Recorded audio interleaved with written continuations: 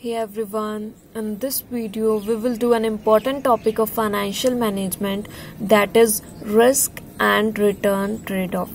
Risk और return ये दोनों टर्म्स ही रिलेटेड हैं इन्वेस्टमेंट से।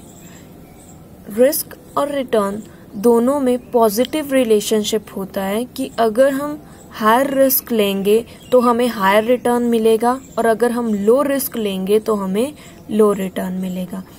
और ट्रेड ऑफ वर्ड का मतलब होता है बैलेंस बनाना। रिस्क और रिटर्न दोनों में ऐसा बैलेंस बनाना कंपनी में कि हमें रिस्क कम से कम लेना पड़े और रिटर्न हमें उसमें ज़्यादा से ज़्यादा मिले। और एक कंपनी में रिस्क और रिटर्न में बैलेंस बनाने का काम किसका होता है?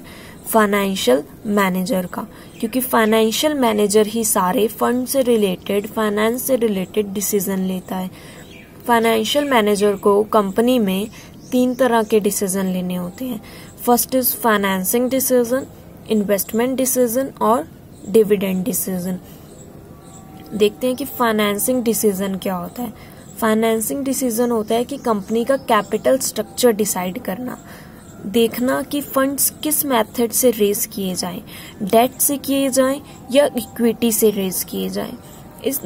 इसमें भी फाइनेंशियल मैनेजर को रिस्क और रिटर्न को प्रॉपर एनालाइज करना पड़ता है और उनमें बैलेंस बनाना पड़ता है, क्योंकि अगर ज़्यादा फंड डेट से रेज किए जाते हैं तो डेट पे कंपनी को फिक्स्ड इंटरेस्ट चार्जेस पे करने पड़ते हैं।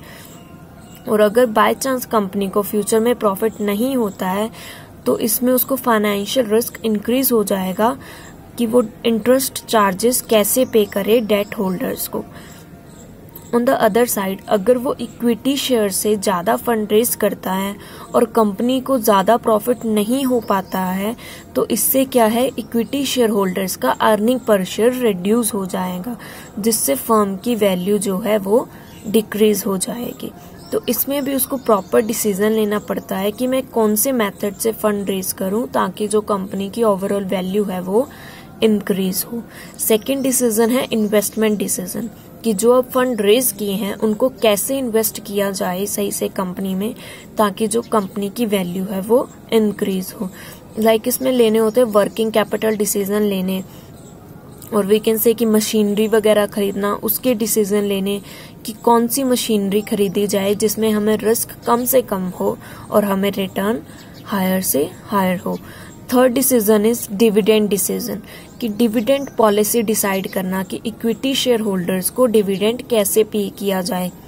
सारा प्रॉफिट जो हमें हुआ है वो सारा प्रॉफिट ही इक्विटी शेयर होल्डर में डिस्ट्रीब्यूट किया जाए एज अ डिविडेंड, या कुछ प्रॉफिट रिटेन किया जाए फ्यूचर के रिस्क को देखकर, या बोनस शेयर इशू किए जाएं तो किस तरह से डिविडेंड दिया जाए। ये सारा डिसीजन भी फाइनेंशियल मैनेजर को ही लेना होता है।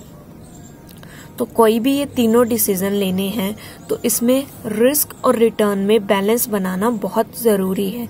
और मेन पर्पस क्या होता है रिस्क और रिटर्न को एनालाइज करना और उसमें प्रॉपर बैलेंस बनाने का, कि ताकि जो कंपनी की वैल्यू है, फर्म की वैल्यू है वो मैक्सिमम हो, वो इंक्रीज हो। आई होप आपको ये टॉपिक समझ में आ गया होगा। तो वीडियो को लाइक और चैनल को सब्सक्राइब करना ना भूलें।